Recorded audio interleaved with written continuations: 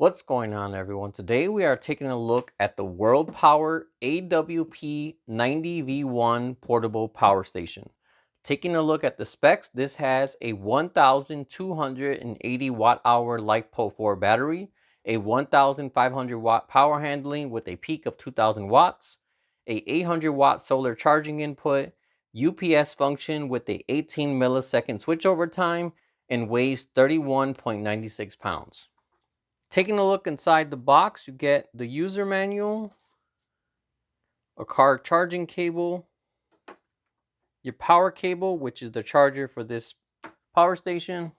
You have your aviation plug to XT90 on the other end. And then you have your MC4 to XT60 cable.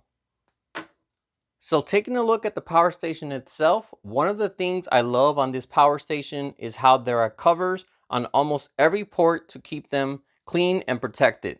Most of the power stations have everything open and exposed, so this is definitely a feature I appreciate. So taking a look at the ports, up here you have your aviation port. This can put out 12 volts or 24 volts. Then you have two DC outputs. Down here you have your charger port. I love that this doesn't have a charger brick. So all you need is just a basic computer cable like this that goes in there and then it directly charges from that.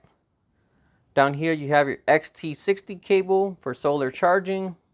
You have a circuit trip button here.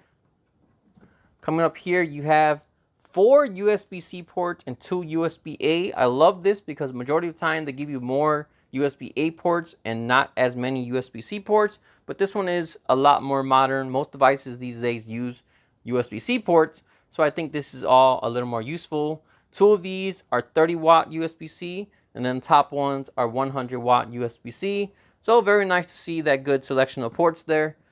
Then coming down here, lastly, you have your 3 AC ports. So beside the ports in front, I totally forgot to mention, you also have a wireless charger here up top. Definitely very useful, definitely cool when you have that, because with this you can plug in whatever you need to plug in, and then you sit your phone on top and it'll automatically start charging from there. So always cool when the power stations come with the wireless charger on top. Then besides that, you just have this nice little carrying handle as well. Taking a look at the screen, it's a simple but nice and clear screen. It got a good brightness, good contrast on there, so you should be able to see it outside, no problem at all. Up here you have your percentage, then you have a little graph that goes around there as well. Coming to the bottom, if you have something plugged in, it'll tell you approximately how long you'll be able to power that item. Then up here you have your input watts and output watts. I love that this has both. A lot of power stations just show one that kind of makes up for both. So if you plug in a solar panel, it'll say, 200 watts. Then if you start drawing power from it, it'll switch to showing that wattage and it wouldn't show you both at the same time. So it's very cool that this actually shows you both of them at the same time. You don't have to have it switch on you. So charging up the power station, it was charging on average between 600 and 700 watts. The one I have here is an earlier model, and they did tell me that the new model now charges at 800 watts on both solar or AC. So that's definitely a good upgrade and should cut charging down by a decent amount of time. All right, so I drained this power station from 100% to 0 using a 400 watt load, and it put out a total of 841 watt hours. Doing the math, that gives this unit a usable capacity of 82%. Most power stations of this size put out about 80 to 85% on average, so this is right there on par with most other units. So one thing to note is the model I have here is a earlier model, and this only has a 1024 watt hour battery, but the retail model that you all be able to buy will be 1280 watt hours. So I'm not sure how things will change capacity wise, but overall you should get about the same amount of usable capacity as everything else inside is the same.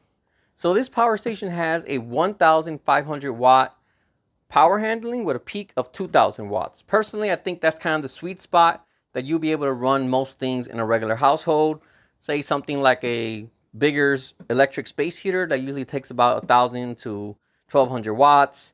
Microwaves on the highest, you probably get about 1500 watts.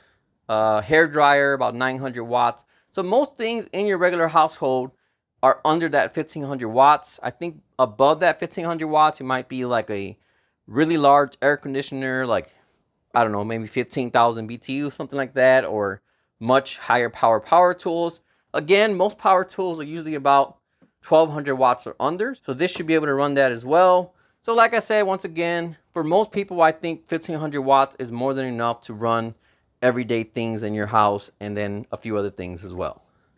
Overall, this is definitely one of the better power stations out there. This is going to be great for RVs, backup power, camping, or pretty much any situation where you might need power where you traditionally wouldn't have it. So if you happen to be looking for a good mid-sized power station, I definitely recommend this one here from WorldPower. Alright, well that about wraps up this video. As usual, if you have any questions at all, feel free to drop me a comment and let me know. Otherwise, thanks for watching and I'll see you all next time.